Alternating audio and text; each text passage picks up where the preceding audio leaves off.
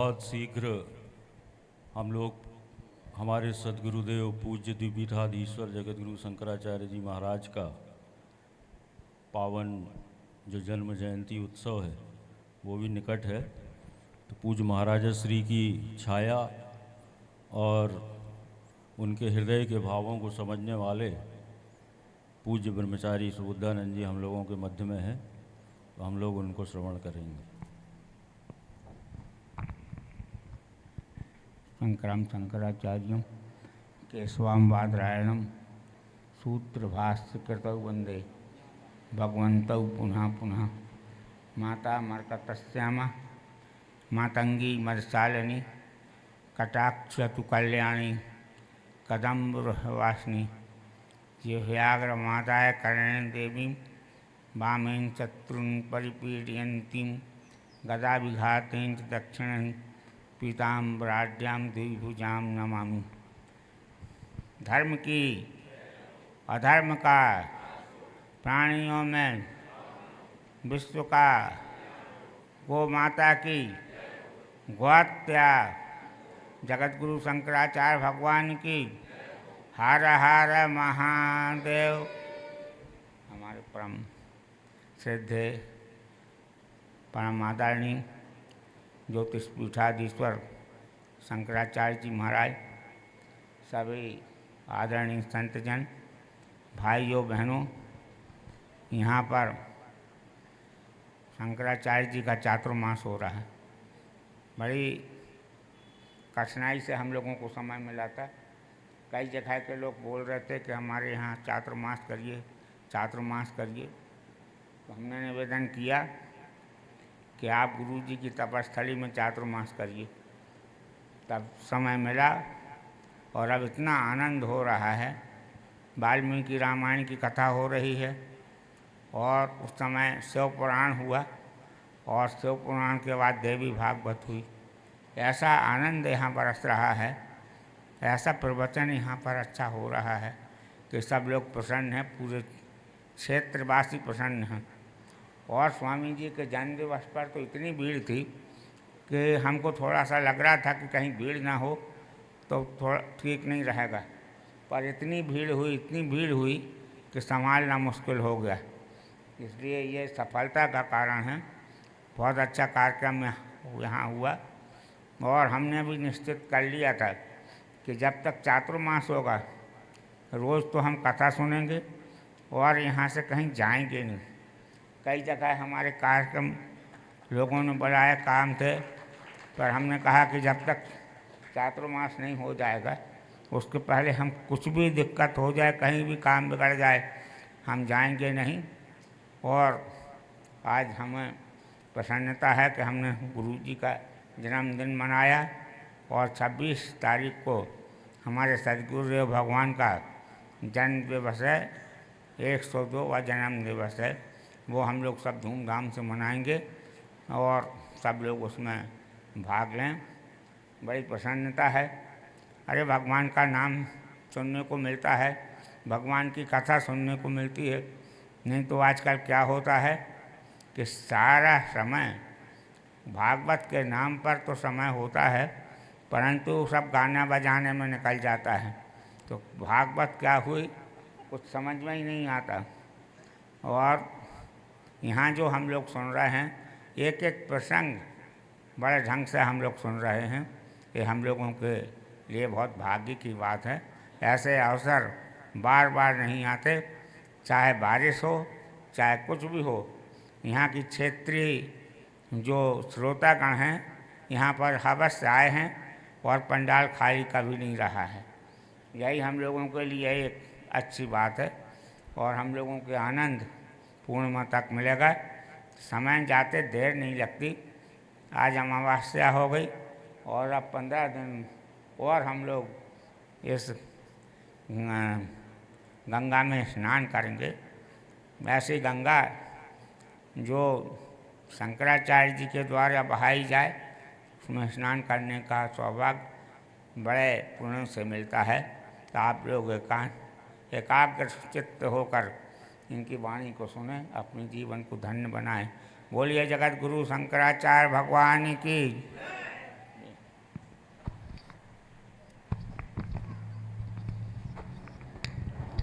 पूज्य महाराज श्री का आशीर्वचन प्रारंभ हो, उसके पूर्व वृदावली का पाठ हो रहा है। नारायण समारंभां शंकराचार्य मध्यमां अस्मदाचार्य पर्यन्तां वंदे गुरु परंपरा।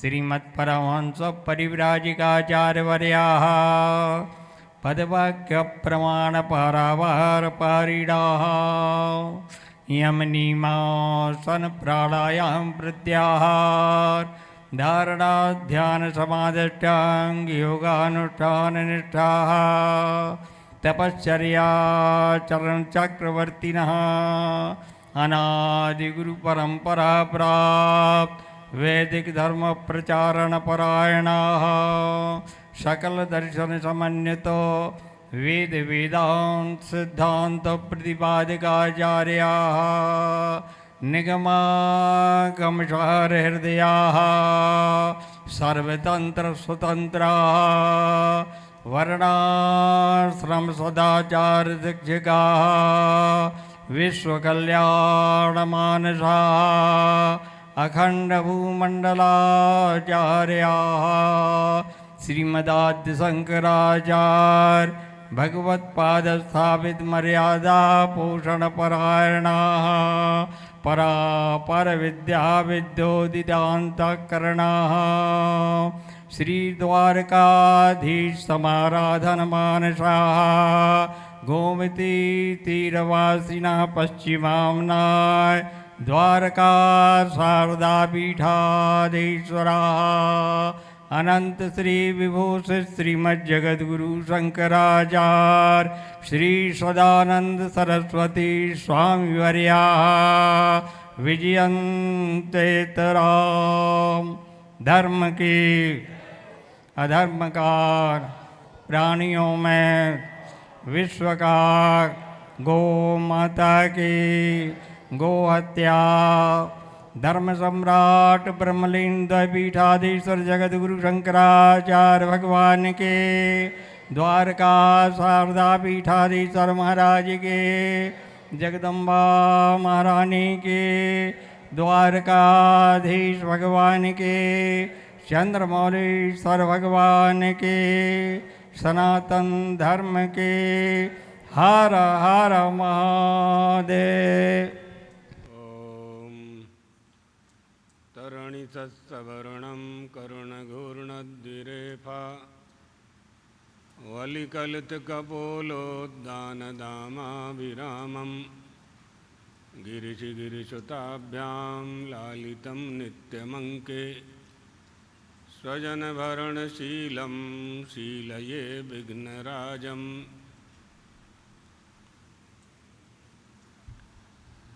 तद्दिव्यमव्ययं धाम सारस्वतमुपास्महे यत्प्रसादात् प्रलीयन्ते मोहान्धस्तमसच्छटः। नमः परमहंसास्वादितचरणकमलचिन्मकरन्दाय भक्तजनमानसनिवासाय श्रीरामचन्द्राय। श्रीराम जय जय राम। श्रीराम जय जय राम। श्रीराम जय जय राम। रामचंद्र भगवान की, जगदम्बा महारानी की, सद्गुरुदेव भगवान की। हर हर महादेव। मंचस्थ चातुर्मास समारोह समिति के अध्यक्ष श्री यतिवृंद, हमारे सभी गुरु भाई, देवियों, सज्जनों, अनेकता में एकता कैसे होती है, यह बात आपको निर्विकल्प जी बता रहे थे। ईश्वर की सिद्धि कैसे होती, बहुत सरल तरीके से बताया उन्होंने, समझाया।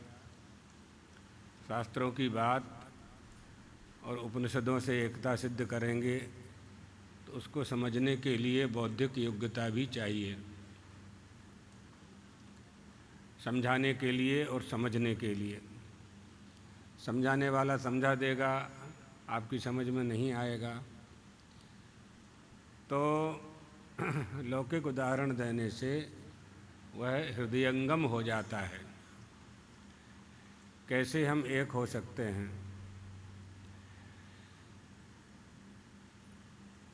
7 नदियां हैं भारत में। आप अपने स्नान घर में स्नान करते हैं, धर्मशास्त्र क्या कहते हैं? आप गंगा नहीं जा पाते हैं, यमुना जी नहीं जा पाते हैं।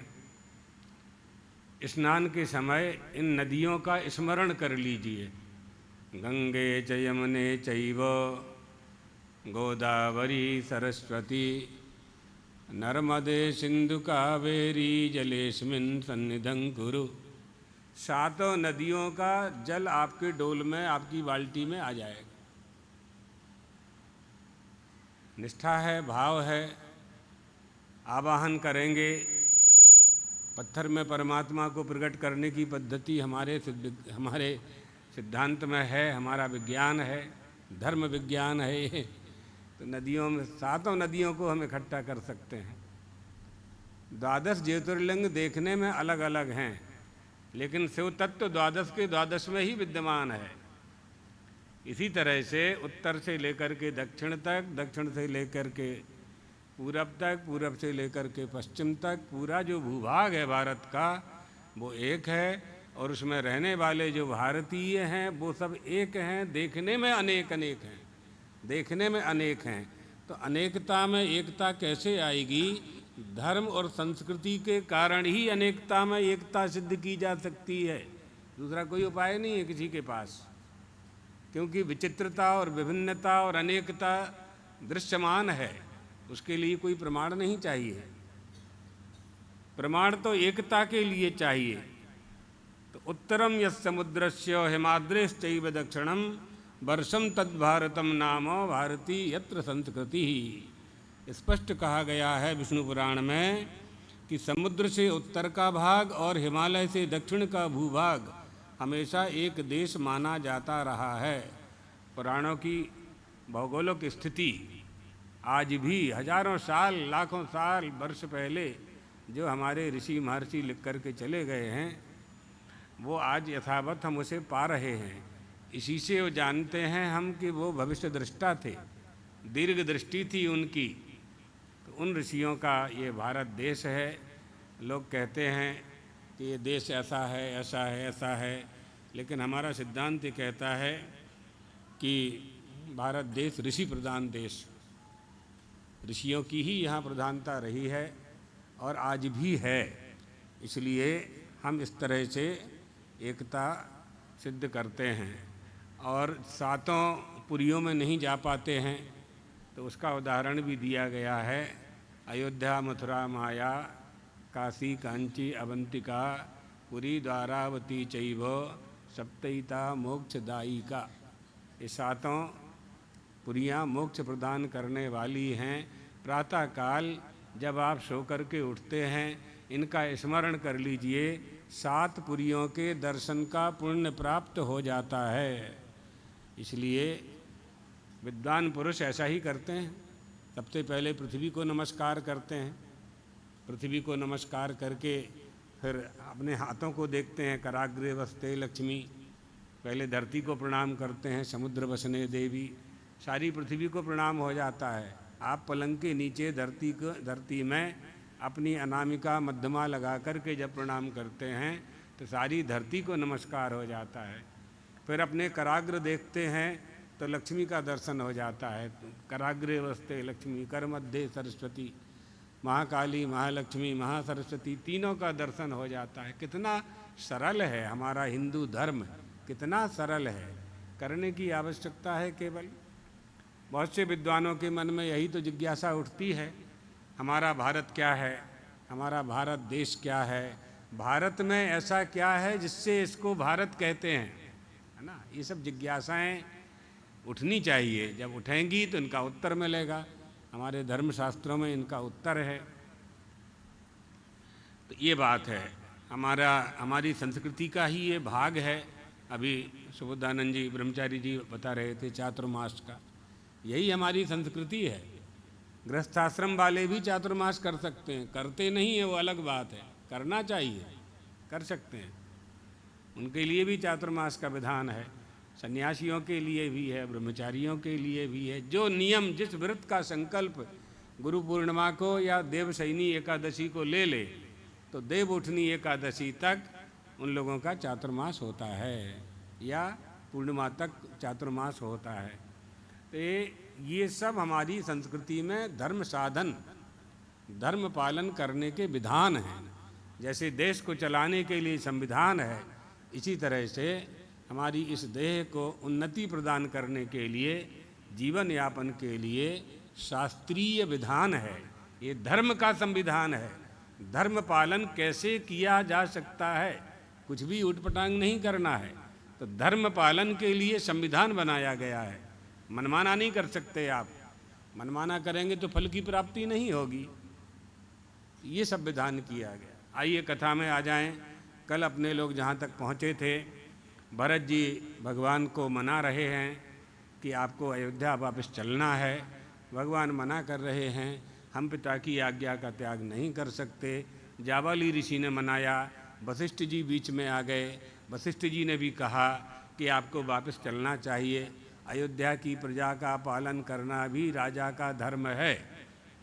तो श्री राम ने कहा कि गुरुदेव, आपकी आज्ञा तो मस्तक सिरोधारी है हमें, लेकिन पिता की आज्ञा पहले कि प्रजा का हित पहले, राज्य की सिंहासन पहले कि पिता की आज्ञा पहले। तो हमारी जो संस्कृति है वो पिता की आज्ञा का पालन करने वाली संस्कृति है, माँ की आज्ञा का पालन करने वाली संस्कृति है। मैं उसका त्याग कैसे कर सकता हूँ? तो श्री राम ने कहा, सोहम पितुर्निर्देशम किमर्थम नानुपालये, मैं सत्य प्रतिज्ञ हूँ, मैं पिता के आदेश का और माँ की इच्छा की अवहेलना मेरे शरीर से नहीं हो सकती, इसलिए मैं नहीं जाऊँगा। जब ये कह दिया तो भरत जी बहुत अत्यंत दुखी हो गए। भरत जी ने कहा, हम यहीं उपवास करेंगे, यहीं उपवास करेंगे। सुमंत्र जी सहयोग करने लगे उनका। सुमंत्र जी ने कहा, मैं भी अनशन करूँगा। भरत जी कुसा की चटाई लेकर के बैठ गए। तब श्री राम आए और भरत जी के सामने उन्होंने कहा कि भरत, क्षत्रियों को उपवास या अनशन या धरना, किसी वस्तु को मंगवाने के लिए धरना देने का विधान क्षत्रियों के लिए नहीं है और सबके लिए तो है।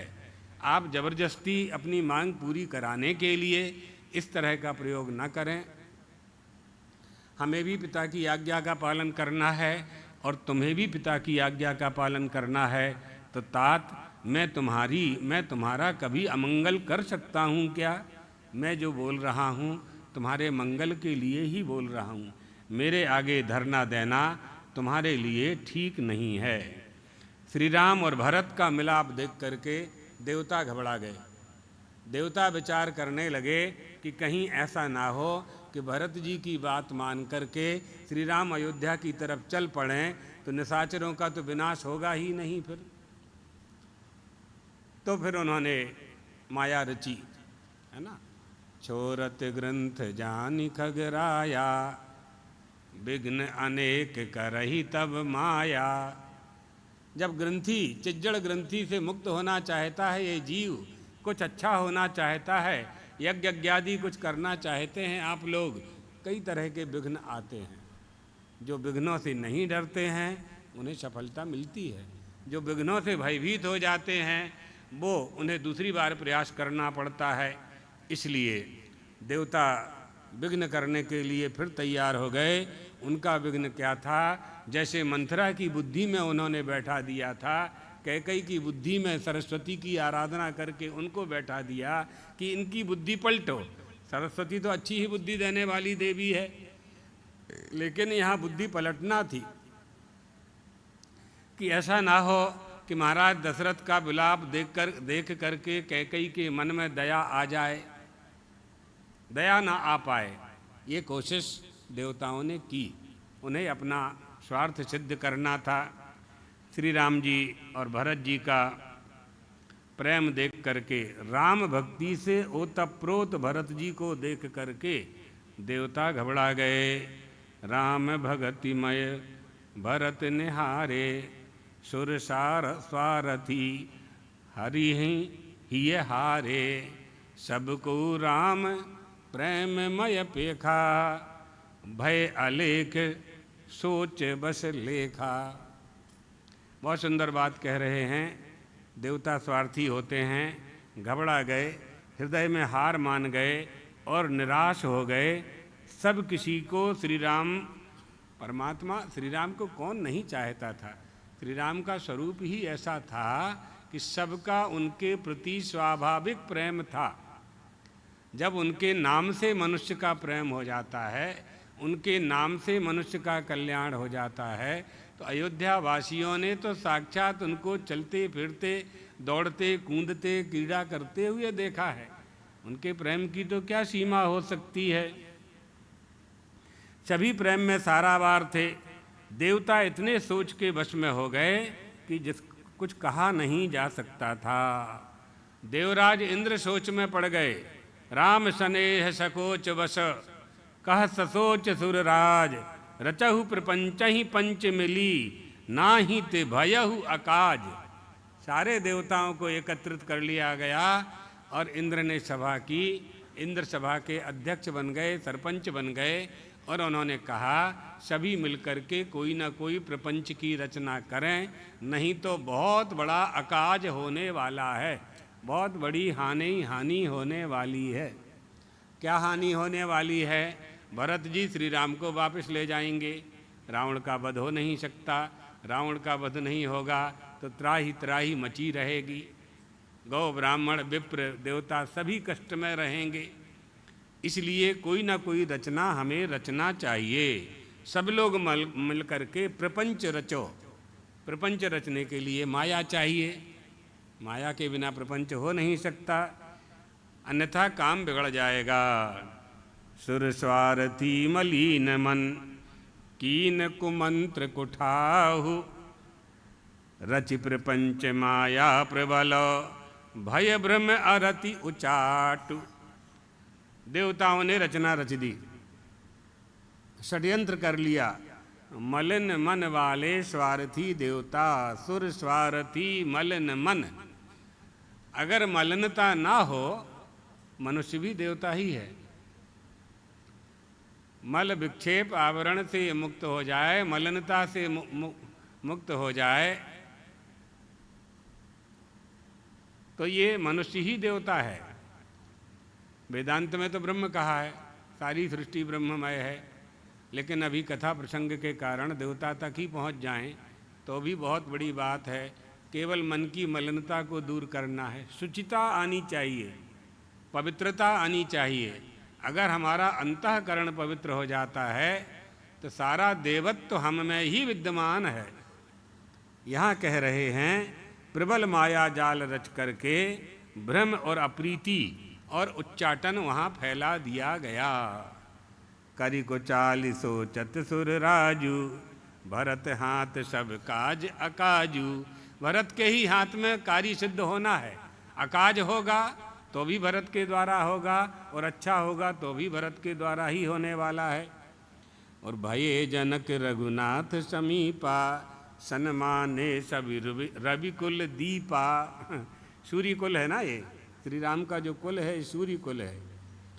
हाँ, तो भरत जी और श्री राम का जो संवाद चल रहा था, जिसमें भरत जी मान नहीं रहे थे, और जब देवताओं ने प्रपंच की रचना की तो भरत जी ने बहुत ज़्यादा जो प्रश्नोत्तर करना तेजी से प्रारंभ किया था वो कम कर दिया।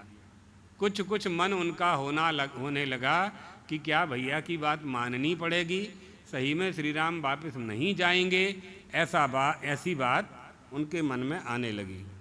भरत जी कहे, भरत जी ने भरत जी बोले, तात राम जस आयुष देहु।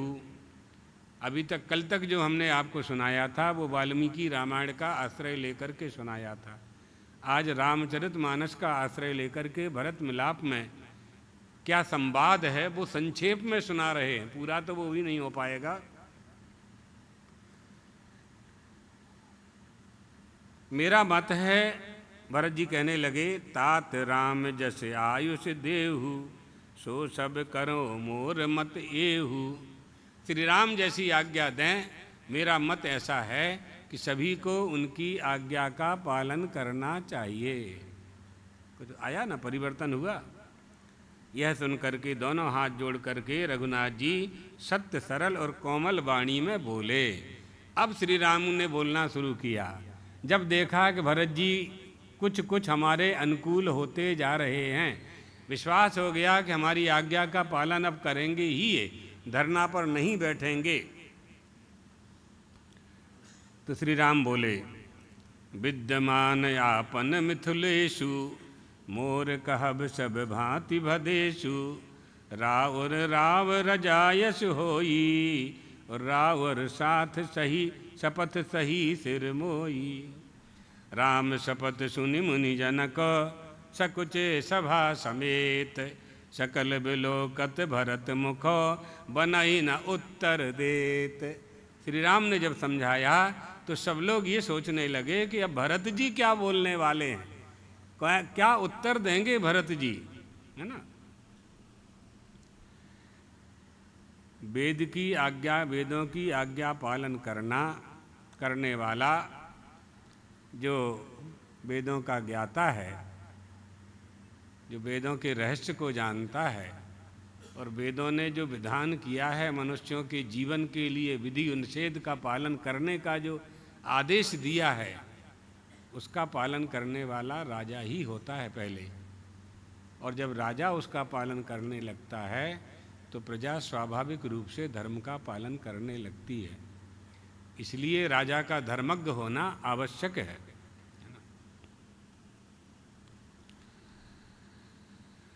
जनक जी से कहा गया, जनक जी ने भी अपना पक्ष रखा।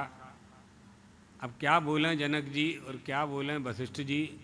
श्री राम का, है ना, श्री राम का की इच्छा के अनुसार सब चलना चाहते थे, लेकिन एक मत में सब विपक्ष में थे कि श्री राम वनवास में रहें।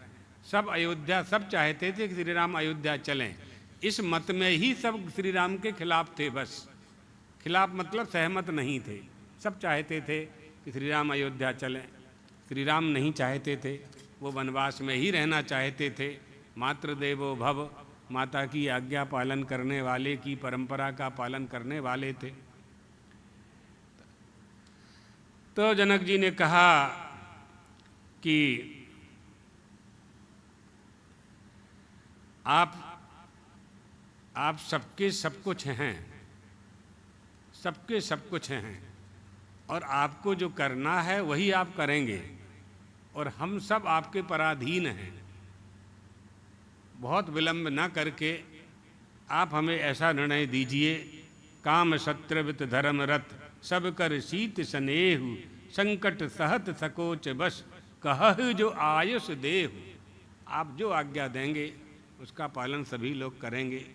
अतएव हमें पराधीन जान करके, हमसे पूछ करके न पूछ करके, रामचंद्र जी के रोक के व्रत को रखते हुए और सबके सम्मत और सबके लिए हितकारी और सबका प्रेम और सबका राम सबके पास सुरक्षित हो, पहचान करके ऐसा हमें करना चाहिए। जनक जी की बात सुनी, वशिष्ठ जी की बात सुनी, श्री राम की बात सुनी, भरत जी ने वचन कहे जो सबके सम्मत है और सबके लिए हितकारी है, सबका आपके प्रति सबका प्रेम है, ऐसा पहचान करके आप हमें आदेश दीजिए। भरत वचन सुनि देख सुभाऊ, सहित समाज सराहत राऊ, सुगम अगम मृदु मंजु कठोरे, अर्थ अमित अति आखर थोरे। जो भरत जी बोल रहे थे वो अक्षर तो बहुत कम थे, लेकिन उसका अर्थ बहुत बड़ा होता था, बहुत बड़ा अर्थ होता था। उनकी बात को समझ पाना, भरत जी के वचन सुनकर, उनका स्वभाव देखकर समाज सहित राजा जनक उनकी सराहना करने लगे। भरत जी के वचन बहुत सुगम थे और अगम माने सुंदर, कोमल और कठोर, सब अक्षर उसमें जुड़े हुए थे।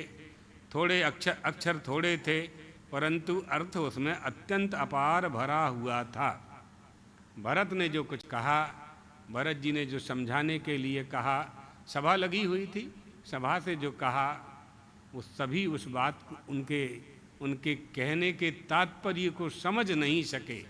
वशिष्ठ जी समझ रहे थे, श्री राम समझ रहे थे, राजा जनक समझ रहे थे, लेकिन अयोध्यावासी जो साथ में आए थे वो उनके भरत जी के कहने के अभिप्राय को समझ नहीं पा रहे थे। कैसे नहीं समझ पा रहे थे? जैसे ज्यों मुख मुकुर मुकुर निज पानी, गही न जाए अस अद्भुत बानी, भूप भरत सुनि सहत समाजू, गए जहाँ विबुध कुमद दुज राजू। जैसे मुख का प्रतिबिंब में आपका दर्पण दिखाई देता है, आप कहीं जाते हैं तो दर्पण देखते हैं, तो दर्पण में अपना चेहरा देख करके जाते हैं, तो दर्पण में जो चेहरा आपको दिखाई पड़ता है, क्या उस चेहरे को आप पकड़ सकते हैं? नहीं पकड़ सकते। अगर आप पकड़ने जाएंगे चेहरे को तो हाथ पहले दिखेगा, चेहरा ढक जाएगा। तो दर्पण में जो चेहरा आपका है, बिंब का जो प्रतिबिंब है, वो है तो, लेकिन आप पकड़ नहीं सकते। इसी तरह से भरत जी ने जो कुछ कहा है उसका अर्थबोध नहीं हो पा रहा था, उनकी वाणी को कोई पकड़ नहीं पा रहा था, समझ नहीं पा रहा था। तो जैसे मुख दर्पण में दिखाई पड़ता है और दर्पण अपने हाथ में है, फिर भी मुख का प्रतिबिंब पकड़ा नहीं जाता है, इसी प्रकार से भरत जी की अद्भुत वाणी पकड़ी नहीं जा रही थी। राजा जनक, भरत जी, वशिष्ठ जी समाज के साथ वहाँ गए, जहाँ देवता रूपी कुमुदों को, कुमुद यानी फूल जहाँ खिले हुए थे, कमल के फूल खिले हुए थे, चंद्रमा जैसे श्री राम जी जहाँ विद्यमान थे, सुनि सुधि सोच विकल सब लोगा, मनहु मीन गन नव जल जोगा, देव प्रथम कुल गुरु गति देखी, निरख विदेह स्नेह विशेषी। राजा जनक जो थे, विदेह जो थे, उन्होंने सर्वप्रथम जब मिथिला में विश्वामित्र जी के साथ श्री राम लक्ष्मण को देखा, तो राजा जनक तो विदेह थे, देह रहते हुए भी देह के प्रति उनका कोई आकर्षण नहीं था, कोई प्रेम नहीं था।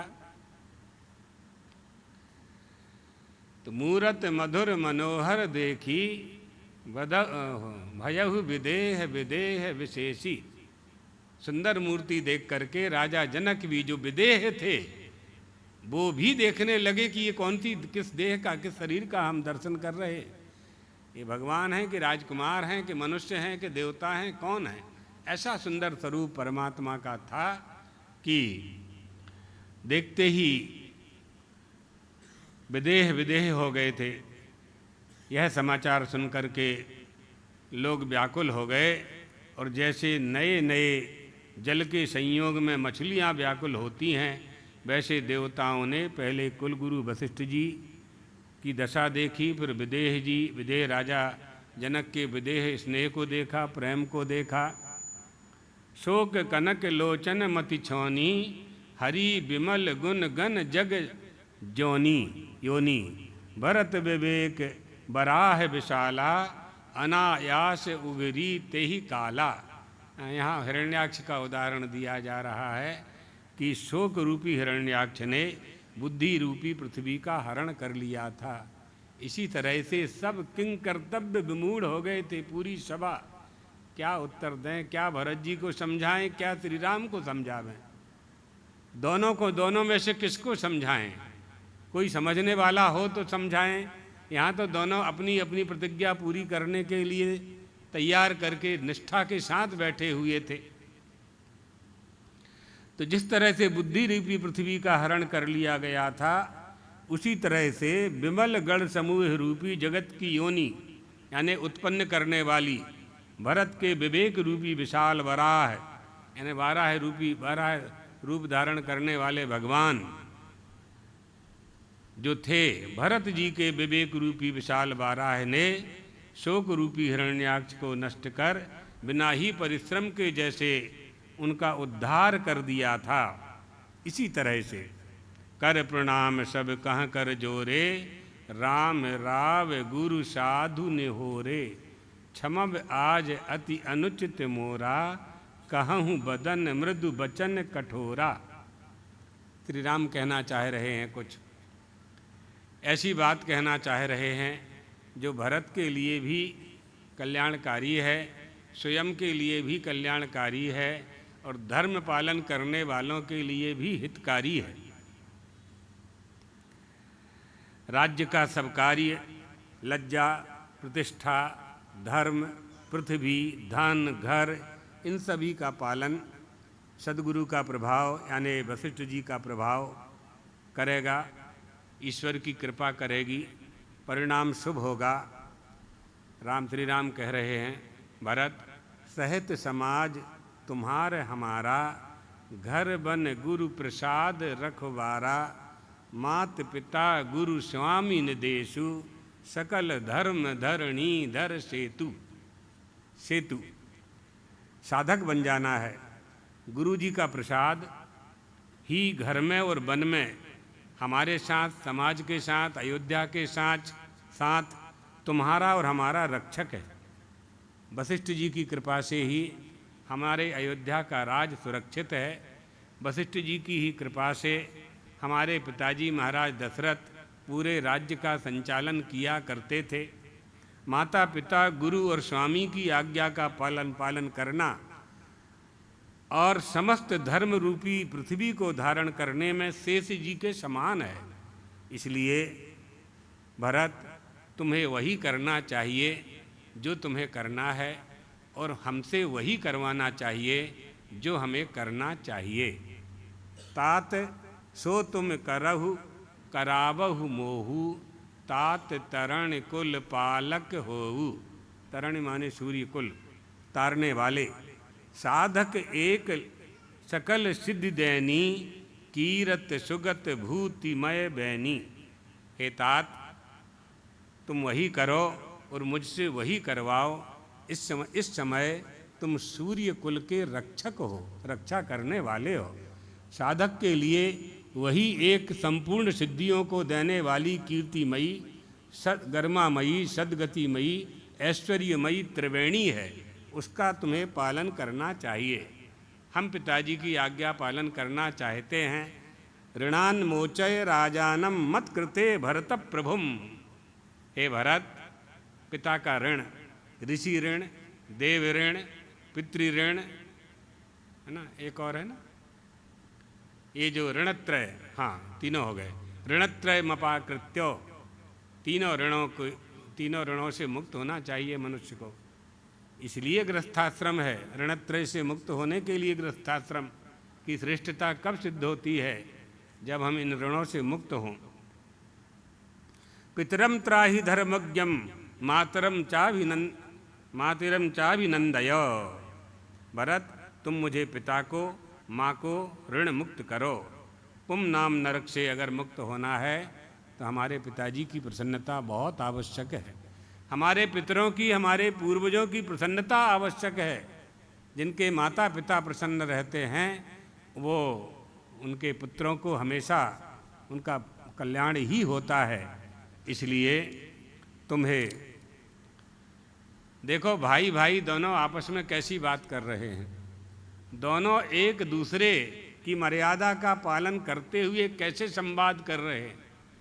और दूसरी जगह आपने देखा था, एक भाई दुर्योधन था जो राज्य के लिए अपने भाई को मार रहा था, है ना। राज्य की हस्तिनापुर की प्राप्ति के लिए दुर्योधन पांडवों का वध करने तैयार बैठा था। और यहाँ त्रेता के भाई भाई को देख लो आप। एक भाई दूसरे के लिए राज्य छोड़ने तैयार है, एक भाई दूसरे भाई के लिए वनवास में रहने तैयार है, एक भाई दूसरे भाई के लिए सर्वत्याग करने तैयार है। ये भाई का प्रेम है, ये संस्कृति है हमारी, यही मर्यादा है, यही भारत का संस्कार है, यही होना चाहिए। सो तुम करहु करावहु मोही मोहु, तात तरण कुल पालक हो। हमारे इक्ष्वाकु वंश रघुवंश के पालक बनो, रक्षक बनो। हमारे रघुकुल के जो संस्कार हैं उन संस्कारों की भरत तुम वृद्धि करो। हमसे तुम वही करवाओ जो हमें करना चाहिए, और तुम भी वही करो जो शास्त्र की आज्ञा है। शास्त्र की आज्ञा, उसका पालन तुम्हें करना चाहिए। इसे विचार करके हमारे परिवार पर ये भारी संकट है। भरत, इस संकट को तुम हमें, इस संकट से तुम हमें मुक्त कर सकते हो। तुम अयोध्या की प्रजा को सुख प्रदान कर सकते हो, रघुकुल को सुख प्रदान कर सकते हो। ये उत्तरदायित्व इस समय तुम्हारा है। तुम प्रजा को भी सुखी करो, परिवार को भी सुखी करो। हे भाई, मेरी विपत्ति सभी ने बांट ली है, परंतु तुमको तो 14 वर्ष तक, 14 वर्ष की अवधि एक घड़ी के समान बीत जाएगी। तुम्हें भी मेरी सहायता करना चाहिए। ये हमारी परीक्षा का और तुम्हारी परीक्षा का समय है।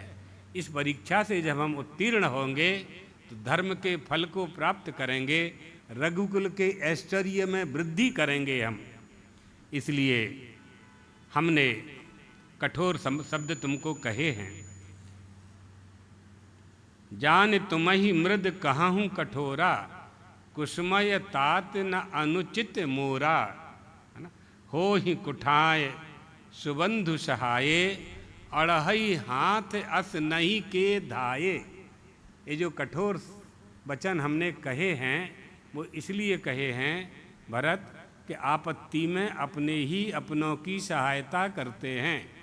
जैसे किसी व्यक्ति को कोई तलवार से प्रहार करने लगे तो उसके हाथ उसके सिर की रक्षा करते हैं।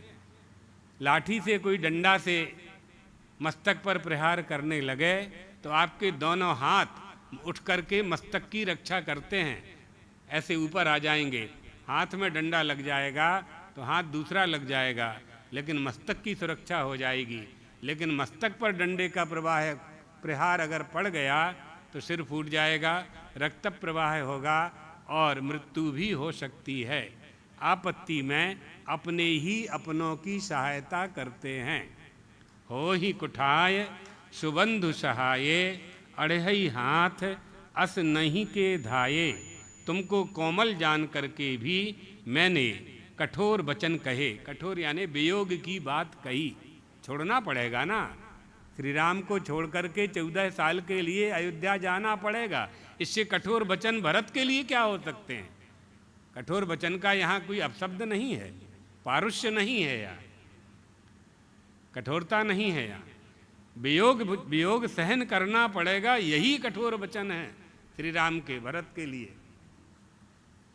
तो हे तात, बुरे समय में मेरे लिए यह कही हुई अनुचित बात नहीं है। मैं इसलिए कह रहा हूँ कि श्रेष्ठ संकट के समय भाई ही सहायता करता है। जैसे वज्र के आघात के समय हाथ उस मनुष्य की रक्षा करते हैं, इसी तरह से धर्मशास्त्र और गुरु आप लोगों को जो धर्म पालन का उपदेश करते हैं, धर्म पालन करने के लिए कहते हैं, वो इसलिए कहते हैं कि जब आप धर्म का पालन करेंगे तो आपके पास धर्म का फल होगा। वो धर्म का फल संकट में आपकी रक्षा करेगा। जैसे मस्तक की रक्षा के लिए दोनों हाथ उठ करके मस्तक की रक्षा करते हैं और प्रहार सहन कर लेते हैं, इसी तरह से आपत्ति के समय जब संकट आएगा, जब आप परलोक जाएंगे, आपकी वहाँ सहायता नहीं करेगा। ना मुत्र ही सहायार्थम पिता माता चतिष्ठतः, न पुत्र दारा न ज्ञातिर धर्मस्तिष्ठति केवलम। जब आप परलोक की यात्रा करेंगे कोई सहायता करने वाला नहीं मिलेगा। वहाँ माता पिता, भाई बंधु, संतान परिवार, कोई आपकी सहायता करने वाले नहीं मिलने वाला है। मार्ग में कोई नहीं मिलेगा, क्योंकि आपके साथ कोई जाए तब ना मिलेगा। आपके साथ तो कोई जाएगा नहीं, या तो पहले चले गए होंगे या आपके बाद में जाएंगे। और अगर साथ में कोई मृत्यु हो भी गई किसी की तो मार्ग अलग अलग होंगे। कौन से मार्ग से कौन गया है कौन धूमयान से गया है, कौन देवयान से गया है, कौन दक्षिणायन में गया है, कौन उत्तरायण में गया है, कौन रात्रि में गया है, कौन दिन में गया है, कौन शुक्ल पक्ष में गया है, कोई कृष्ण पक्ष में गया है। सबके कर्मों के फल अलग अलग हैं।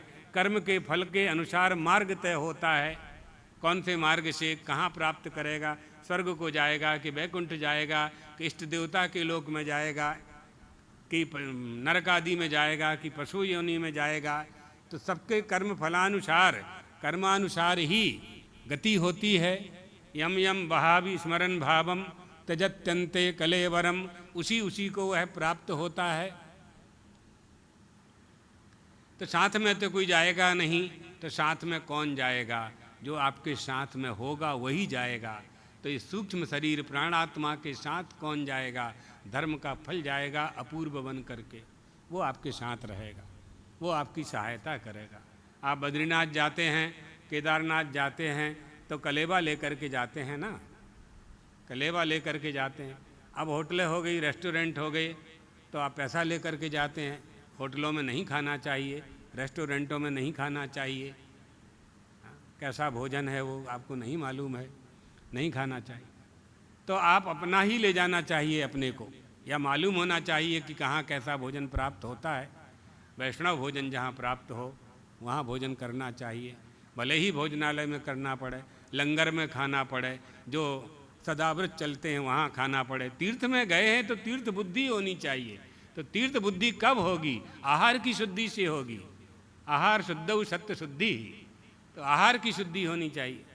वहाँ जाकर के अगर अभक्ष भक्षण करेंगे तो दर्शन का क्या लाभ मिलेगा? मनोवृत्ति तो परिवर्तित होगी नहीं। आँख केवल मूर्ति का दर्शन करेगी।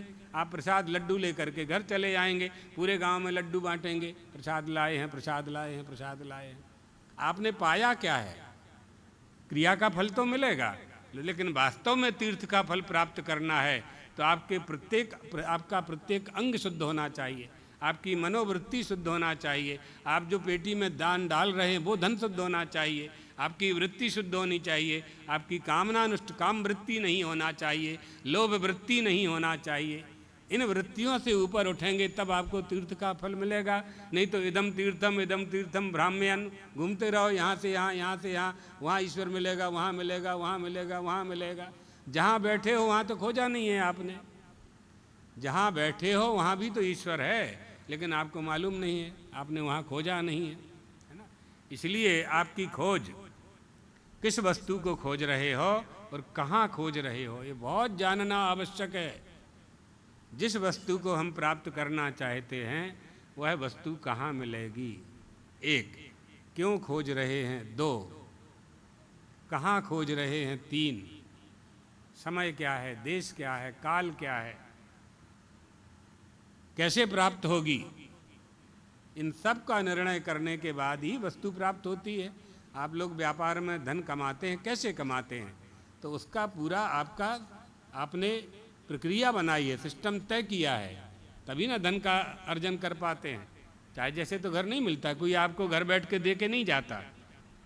हम लोगों जैसी स्थिति आपकी नहीं है कि कोई 11 रुपया दे जाए, 100 रुपया दे जाए, 101 दे जाए, 1000 दे जाए, 1100 दे जाए। ऐसे तो आपको कोई देने आने वाला है नहीं। तो आपको धन कैसे प्राप्त होता है, उसका आपने नियम बनाया है। उस नियम का जब पालन करते हैं तब आपका व्यापार 100 रुपया का 200 करता है, 200 का 400 करता है, 400 का 800 करता है, आप धनी हो जाते हैं। धर्म का फल कैसे प्राप्त हो, कोई नियम बनाया नहीं है आपने उसका। केवल धर्म का चोला पहन करके जो पाखंडी आ गए, उनके पीछे पीछे घूमने लगे, उनको खुद ही धर्म का ज्ञान नहीं है, वो आपको कहाँ से करेंगे? वैद्य रोगी, बाल जोगी, वैद्य रोगी, कीमिया, वैद्य कहाँ, बाल जोगी, वैद्य रोगी,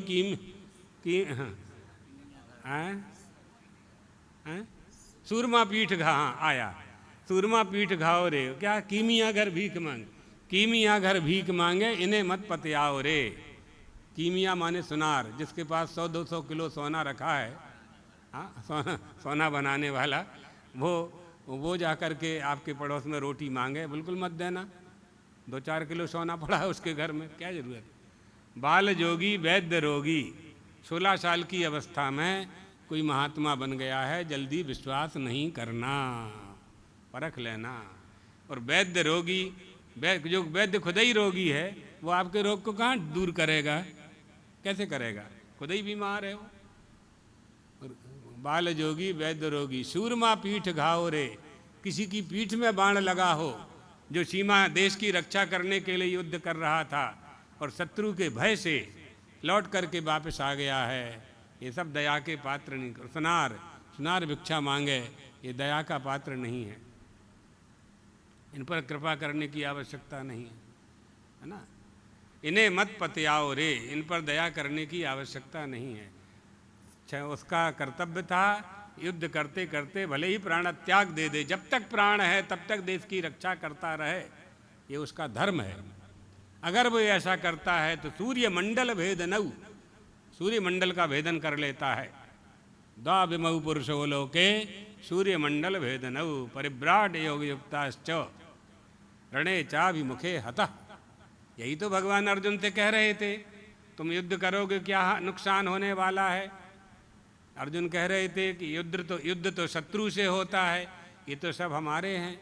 भगवान कहते थे नहीं, ये सब अधर्मी हैं, मारो इनको। तुम्हें चिंता किस बात की है। अगर तुम जीत गए तो हस्तिनापुर का राज्य मिलेगा, और अगर तुम वीर गति को प्राप्त हो गए तो स्वर्ग मिलेगा। सूर्य मंडल का भेदन कर लोगे, स्वर्ग की प्राप्ति होगी।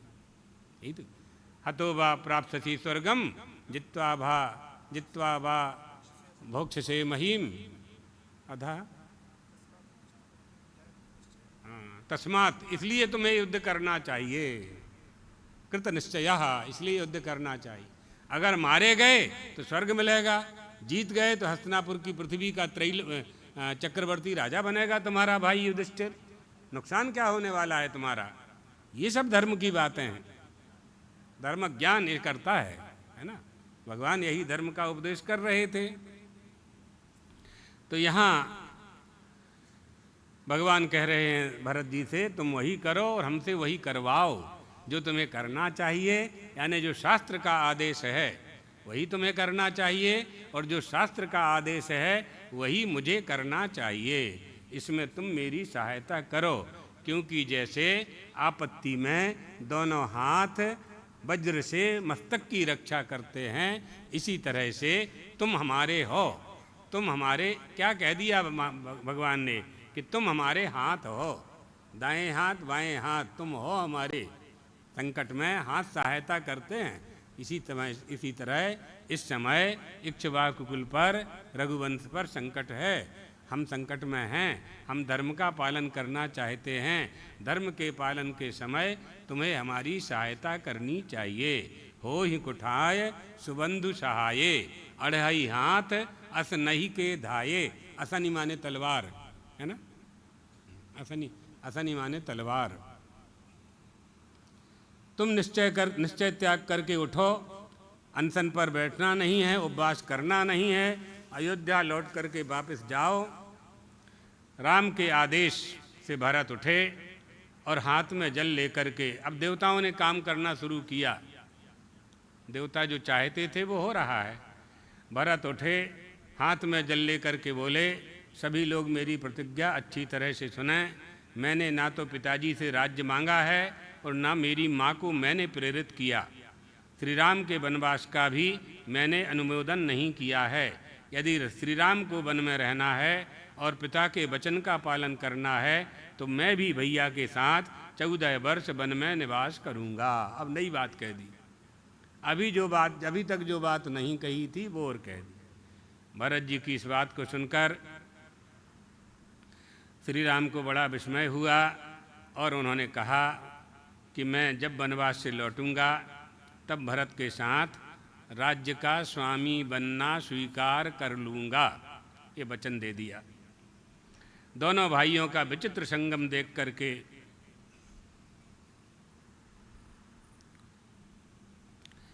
ऋषिगणों ने कहा, राजा महाराज दशरथ धन्य हैं जिनके ऐसे धर्मज्ञ बेटा हुए हैं। धर्मात्मा पुत्र पैदा हुए। तो हे भरत, यदि तुम, अब ये बहुत मार्मिक बात है तो हम छोड़ रहे हैं उसको, अंतिम लाइन बताते हैं। यदि तुम अपने पिता का कल्याण चाहते हो तो राम की बात मान लो। यह कहकर सभी ऋषिगण अपने अपने स्थानों को चले गए। यानी अयोध्या वासियों के साथ उस सभा में उस स्थानों पर अलग अलग जंगल में स्थानों में रहने वाले जो ऋषिगण थे वो भी आए थे श्री राम और भरत का मिलाप और संवाद श्रवण करने के लिए। सारे ऋषियों ने अंतिम आदेश दे दिया, सलाह दी। आदेश क्या, सलाह दी कि तुम्हें श्री राम की आज्ञा का पालन करना चाहिए। ऐसा कह कर के ऋषिगण अपने अपने आश्रमों के लिए प्रस्थान कर गए। भरत का शरीर थर थर काँपने लगा और उन्होंने श्री राम से कहा, मेरे पास आपकी आज्ञा के पालन करने के सिवाय कोई उपाय नहीं है, इसलिए अधिरोहार्थ पादाभ्याम पादुके हेम भूषिते एते ही सर्वलोकस्य योगक्षेमं विधाम्यहम् प्रभु कर कृपा पांवरी दीनी। पादुका दे दी श्री राम ने और दशरथ ने, भरत जी ने याचना की, पादुके देहि राजेंद्र राज्याय तब पूजते रामस्य ते ददौ रामो भरता याति भक्तितः। भक्तिपूर्वक भरत जी ने उनकी खड़ाऊं पादुका स्वीकार की और उनको मस्तक पर रखा। आनंद रामायणकार कहते हैं, राज्यार्थम पादुके देहि तयो सेवा करोम्य हम। मैं आपकी पादुकाओं की सेवा करूंगा, अर्थात आपकी सेवा करूंगा और पादुकाएं ही अयोध्या के राज्य का संचालन करेंगी। आर्यपुत्र आर्य, ये 2 स्वर्ण भूषित पादुकाएं आपके चरणों पर अर्पित हैं, आप इन पर अपने चरण रखें, ये ही संपूर्ण जगत का योगक्षेम करेंगी। तब महातेजस्वी श्री राम ने पादुकाओं पर चढ़कर उन्हें महात्मा भरत को सौंप दिया।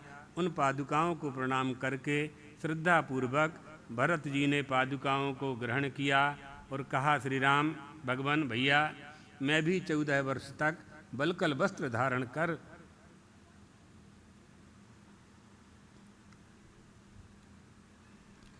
जटाएं धारण करके जीवन निर्वाह करूंगा और मैं राज्य सिंहासन पर इन पादुकाओं को रखूंगा। जब तक आप नहीं आएंगे तब तक मैं सिंहासन पर बैठने वाला नहीं हूँ। भरत ने श्री राम को पादुकाओं को लेकर के उनकी प्रदक्षिणा की और हाथी के मस्तक पर वो पादुकाएं रख दी। इसके बाद दूसरी रामायण में आता है कि भरत जी ने सिर पर पादुकाएं रख करके आगे बढ़े हैं और नंदीग्राम तक आए हैं, ऐसा भी मिलता है। और इसके बाद श्री राम ने सबका सत्कार किया, सब माताओं को प्रणाम किया और पर्णकुटी में प्रवेश किया। भरत जी ने पादुकाओं को अपने सिर पर रखकर रथ पर बैठकर वशिष्ठ आदि महर्षि गणों को प्रणाम किया और अयोध्या के लिए प्रस्थान किया। श्री राम जय राम जय जय राम।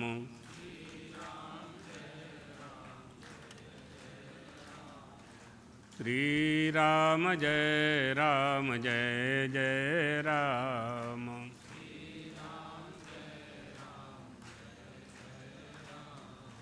श्री राम जय राम जय जय राम।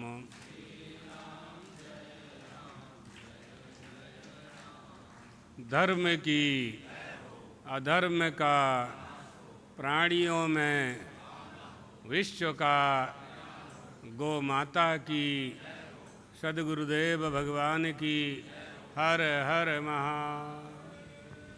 द्वारका शारदा पीठाधीश्वर जगतगुरु शंकराचार्य भगवान की